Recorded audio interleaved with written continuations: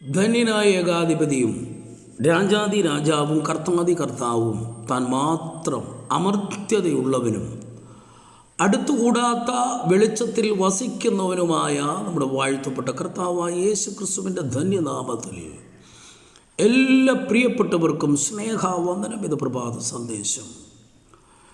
നമ്മുടെ ജീവിതത്തിൽ ദൈവത്തെ അറിയുക, സർവശക്തനായ ദൈവത്തെ അറിയുക, ദൈവത്തോടടുത്തു വരിക എന്ന് പറയുന്നത് ഒരു മനുഷ്യനെ സംബന്ധിച്ച് അവരുടെ ജീവിതത്തിൽ ഏറ്റവും ധന്യമായ നിമിഷമാണ്. സങ്കീർത്തനക്കാരൻ 9-ാം സങ്കീർത്തനം അതിൻ്റെ 10-ാം വാക്യത്തിൽ ഇങ്ങനെ പറയുന്നു: നിന്റെ നാമത്തെ അറിയുന്നവർ നിങ്കൽ ആശ്രയിക്കും. യഹോവേ, അങ്ങേ അന്വേഷിക്കുന്നവരെ നീ ഉപേക്ഷിക്കുന്നില്ലല്ലോ. ഒന്ന്, ദൈവത്തെ അറിയുക. ഒരുവൻ വചനം പ്രസംഗിച്ചാൽ കേൾക്കാൻ കഴിയത്തുള്ളൂ, കേട്ടെങ്കിലേ അത് നമുക്ക് വിശ്വസിക്കാൻ കഴിയത്തുള്ളൂ. വിശ്വസിച്ചെങ്കിൽ മാത്രമേ നമുക്ക് അനുഗ്രഹിക്കപ്പെടുവാൻ കഴിയത്തുള്ളൂ. അപ്പോൾ ദൈവത്തെ അറിയുക എന്ന് പറയുന്നത് ദൈവത്തെ, ദൈവശക്തിയെയും ദൈവം ആരാണെന്ന് നമ്മുടെ ജീവിതത്തിൽ നാം അറിയുമ്പോൾ 100% നമുക്ക് ദൈവത്തിൽ ആശ്രയിക്കാൻ കഴിയും എന്ന് മാത്രമല്ല, ദൈവത്തിൽ പൂർണ്ണമായി വിശ്വസിച്ചുകൊണ്ട് ദൈവികമായ അനുഗ്രഹങ്ങളും വാഗ്ദത്തങ്ങളും നമുക്ക് പ്രാപിക്കുവാൻ കഴിയുകയാണ്. അപ്പോൾ ഇവിടെ സങ്കീർത്തനക്കാരൻ പറയുന്നു: ദൈവമേ, നിന്നെ അറിയുന്നവർ, അങ്ങേ അറിയുന്നവർ അങ്ങേ ആശ്രയിക്കും, അങ്ങേ ആശ്രയിക്കും. അപ്പോൾ ദൈവാശ്രയം എന്ന് പറയുന്നത് വെറുതെ ദൈവത്തിൽ ആശ്രയിച്ചത് കൊണ്ട്, ആശ്രയിക്കുന്നു എന്ന് പറയുന്നത് കൊണ്ട് കാര്യമല്ല.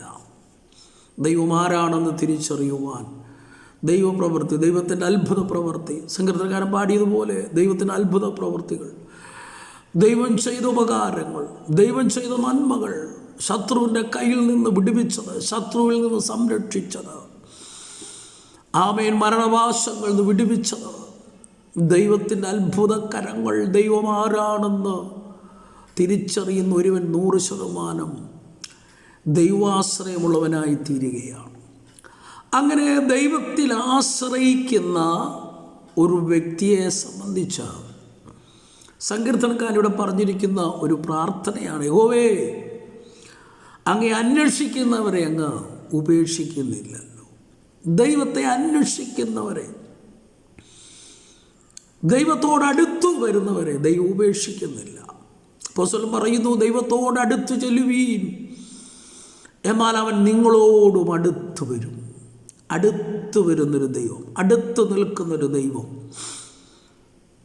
ആമേൻ.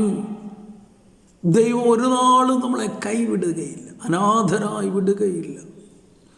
അങ്ങനെയെങ്കിൽ ആമേൻ, കഷ്ടങ്ങളിൽ സങ്കീർത്തനക്കാർ ഒരിക്കൽ പാടി, കഷ്ടങ്ങളിൽ ഏറ്റവും അടുത്ത തുണയായിരിക്കുന്ന, ലോകത്തിൻ്റെ പല തുണകളും മാറിപ്പോകുമ്പോൾ, മാറി നിൽക്കുമ്പോൾ, മാറാത്ത, ഉപേക്ഷിക്കാത്ത ഒരു ദൈവകരം പല ഭാഗങ്ങളിൽ നാം പരിശോധിക്കുമ്പോൾ നമുക്ക് കാണുവാൻ കഴിയുന്നൊരു കാര്യമാണ്. ഉപേക്ഷിക്കുന്നില്ലല്ലോ. അന്വേഷിക്കുന്നവരെ, അറിയുന്നവരെ, സ്നേഹിക്കുന്നവരെ, അടുത്തു വരുന്നവരെ ഉപേക്ഷിക്കാത്ത ദൈവം. നമ്മൾ ലോകത്തിൽ കാണുന്നൊരു കാര്യമാണ്. അപ്പനമ്മമാരെ ഒരു പ്രായം കഴിയുമ്പോൾ അവരെ വൃദ്ധസദനത്തിലേക്ക് അയക്കുന്ന, തങ്ങളുടെ സ്വന്തം സുഖ സൗകര്യങ്ങൾക്ക് വേണ്ടി പെറ്റുനൊന്ത് വളർത്തിയ, സംരക്ഷിച്ച, സ്നേഹിച്ച, ലാളിച്ച മാതാപിതാക്കളെ ഉപേക്ഷിക്കും നമ്മൾ കാണുന്നുണ്ട്. ഭർത്താവ് ഉപേക്ഷിച്ച് പോകുന്ന ഭാര്യ, ഭാര്യ ഉപേക്ഷിച്ച് പോകുന്ന ഭർത്താവ്, മക്കളെ ഉപേക്ഷിച്ച് പോകുന്ന, മക്കളെ നിഷ്കരണം കൊല്ലുവാൻ മടിക്കാത്ത ഒരു ലോകത്തിലാണ് നാം ആയിരിക്കുന്നത്. അങ്ങനെയെങ്കിൽ നാം അറിഞ്ഞിരിക്കേണ്ട ഒരു കാര്യം, നമ്മളെ ഉപേക്ഷിക്കാത്തൊരു ദൈവമാണ് മുകളിലുള്ളത്. ദൈവാശ്രയമുള്ളവരായി, ദൈവത്തെ അന്വേഷിക്കുന്നവരായി ഒരായുസ് നമുക്ക് നിൽക്കുവാൻ കഴിഞ്ഞാൽ ദൈവം തരുന്ന സകല നന്മകളും അനുഗ്രഹങ്ങളും നമുക്ക് പ്രാപിപ്പാൻ കഴിയുന്നു. ദൈവം തരുന്ന നന്മകളൊക്കെ അത് നഷ്ടപ്പെട്ടു പോകുന്നതല്ല, അത് നിത്യമാണ്, പെർമനൻ്റാണ്. ദൈവം തരുന്ന വിടുതലുകളെന്ന് പറയുന്നതും വളരെ അനുഗ്രഹിക്കപ്പെട്ടതാണ്. അപ്പോൾ ഇന്ന് ഈ നമുക്കൊരു പകലൂടെ ദൈവം ദാനമായി തന്നിരിക്കുമ്പോൾ ഒരു ചിന്ത നമ്മളിൽ ഉണ്ടാകട്ടെ. ദൈവത്തെ അറിഞ്ഞ ഒരു വ്യക്തിയെങ്കിൽ, നമുക്ക് ദൈവത്തിൽ ആശ്രയിക്കുവാൻ കഴിയുമെങ്കിൽ ഒരിക്കലും ഉപേക്ഷിക്കാത്ത, തള്ളിക്കളയാത്ത, ആര് തള്ളിക്കളഞ്ഞാലും പെറ്റമ്മ, സഹോദരങ്ങൾ, കൂടപ്പിറപ്പുകൾ, കൂട്ടുകാർ, സ്നേഹിച്ചവർ, കരുതിയവർ, കൊടുത്തവർ, വാങ്ങിയവർ ഒക്കെ ഉപേക്ഷിച്ചു പോയാലും ഉപേക്ഷിക്കാത്ത ദൈവകരത്തിൽ നമുക്ക് ആശ്രയിക്കാം. ദൈവാശ്രയമുള്ളവരായി ജീവിപ്പാൻ സർവശക്തനായ ദൈവം നമ്മളെല്ലാവരെയും ഈ പകൽക്കാലം അനുഗ്രഹിക്കട്ടെ എന്ന് പ്രാർത്ഥിക്കുന്നു, ആശംസിക്കുന്നു. ദൈവസഹായം എല്ലാവരോടും കൂടി ഇരിക്കട്ടെ. ആമേൻ, ആമേൻ, ആമേൻ.